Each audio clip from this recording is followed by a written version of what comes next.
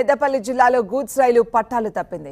రాఘవాపూర్ దగ్గర 11 బోగీలు పట్టాలు తప్పడంతో రైళ్ల రాకపోకలు నిలిచిపోయాయి. గూడ్స్ రైలు గజియాబాద్ నుంచి కాశీపేటకు వెళ్తుండగా ఈ ఘటన జరిగింది. కాశీపేట టు ఢిల్లీ, చెన్నై వెళ్లే మార్గాల్లో పలు రైళ్లు నిలిచిపోయాయి. ఈ ఘటనపై కేంద్ర మంత్రి బండి సంజయ్ ఆరా తీశారు. తక్షణమే రైల్వే ట్రాక్ను పునరుద్ధరించాలని రైల్వే అధికారులకు ఆదేశించారు. ప్రయాణికులకు ఇబ్బందులు తలెత్తకుండా చూడాలని కోరారు. రైల్వే అధికారులు ట్రాక్ పునరుద్ధరణ పనులు వేగవంతం చేశారు.